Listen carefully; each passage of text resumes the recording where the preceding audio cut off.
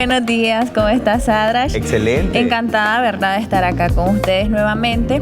El día de hoy, así como mencionabas, vamos a hablar acerca de dermatitis atópica, que tal vez muchos de los televidentes ya han sido diagnosticados o tal vez han escuchado acerca de este tema, y si no lo han escuchado, pues vamos a explicar de qué se trata. Ok. Y para hablar y para empezar, ¿verdad?, y hablar sobre dermatitis atópica, tenemos que conocer, ¿verdad?, de que este término significa una alergia crónica. Esas alergias que muchas veces los pacientes presentan con distintas características. Nosotros también lo conocemos como eczema atópico, prurigo de Besnier, que en traducido significa que nuestro paciente presenta ciertas características clínicas en la piel que van a producirse muchas veces por una alteración de la barrera cutánea, porque estos pacientes tienen la tendencia a tener una piel muy seca. Entonces, como nuestra piel es nuestra barrera que nos previene, ¿verdad? Sí. O nos hace que nos protege de muchos alergénicos, como es lo que es el cloro, lo que es sustancias químicas e incluso hasta los cambios ambientales. Entonces, en estos pacientes esta barrera a veces está abolida, no tienen la protección adecuada. Entonces son más sensibles a desarrollar alergias al polvo, alergia a algunos animales. Lociones. Correcto, alergias a lociones, alergias incluso a algunos alimentos que pueden producir inflamación, y también alergias al entorno, ¿verdad? Entonces, esto pues tiene una predisposición.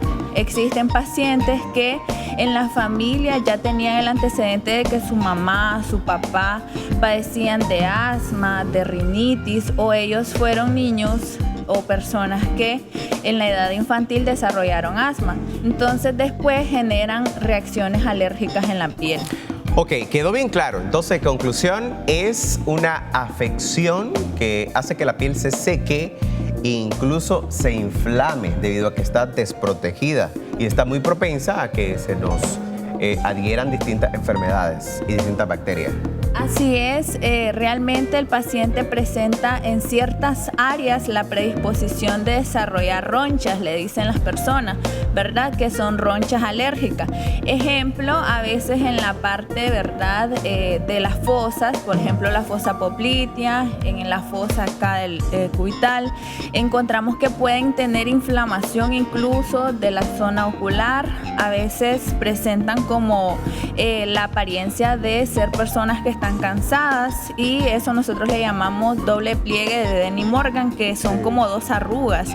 Estos pacientes tienen también la tendencia a desarrollar otras enfermedades, por ejemplo, algo que le dice la gente la piel de gallina. Entonces son pieles bastante secas y se pueden presentar desde la edad lactante, desde los bebés. Mire, ahorita estamos abordando este tema a nivel general o a rasgo general. Sin embargo, por ejemplo, usted ahorita tipificó la piel de gallina, alergia al polvo, alergia a esto, alergia a lo otro. Sin embargo, hay muchos derivados, ¿verdad? Ya me habló de qué lo causa, los síntomas, pero me encantaría saber quiénes son más o quiénes son más propensos, hombres, mujeres, niños, todos por igual. Existen diferentes edades de presentación, como mencionábamos, ¿verdad? Hay lactantes, hay niños bebés que ya pueden presentar alergia desde recién nacidos, pero pueden presentarlo cualquier persona, ya sea mujer, ya sea hombre, pero también son pacientes que tienen predisposición genética. Como mencionábamos también, aquellos que son niños que sus abuelitos, sus padres son asmáticos, tienen un hermanito asmático, tienen un familiar que padece de rinitis. Sí. Entonces pueden desarrollar este tipo de alergias y ser más sensibles al ambiente, y muchas veces el paciente ya viene, como dicen, con esa predisposición, pero si en su entorno es prácticamente ya predispone, ¿verdad?, a desarrollarla, entonces ahí es donde ellos se complican. Ok, no es genético. Sí, tiene un componente genético también. Existen distintos factores en la etiopatogenia, o sea, en las causas, la genética, el entorno, también tienen una predisposición, como les decía, asociadas a otras enfermedades, y muchos de los pacientes tenemos que saber, ¿verdad?, de que todas estas enfermedades inflamatorias tienen un desencadenante también a nivel intestinal. Entonces ya cuando ya hablamos de tratamientos, son múltiples los tratamientos, no solo en la parte de la piel, ¿verdad? Okay. Mire, es bien complicado hablar esto porque, o sea, colocarse en los zapatos de estas personas tiene muchas limitantes. O sea, no puede estar, por ejemplo, aquí. Por ejemplo, puede que le dé alergia al aire acondicionado, puede que le dé alergia a las flores, puede que le dé alergia absolutamente en todo. ¿Qué se hace en ese caso? ¿Cómo subsisten estas personas? Tenemos que saber, ¿verdad?, de que los pacientes muchas veces lo mejor en el tratamiento es prácticamente la prevención. No todos los pacientes podríamos decir que desarrollan una alergia completamente grave, que pueden ser alérgicos a todo lo que esté en el ambiente. Desarrollan alergias, pero como por momentos. Por ejemplo, si está haciendo mucho calor, el calor genera que el paciente desarrolle múltiples lesiones, la piel se ponga un poco más seca. Entonces, ellos pueden estar también en nuestro ambiente, pero realmente eso lo va a definir si la enfermedad está o no está controlada.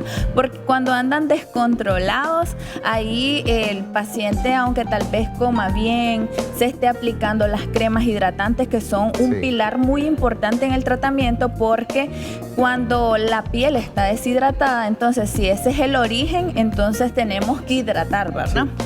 A mí me da un pesar ver a personas así con ese tipo de síntomas que estamos viendo en pantalla. En pantalla pedimos discreción porque hay quienes son un poco fóbicos o sensibles a este tipo de imágenes.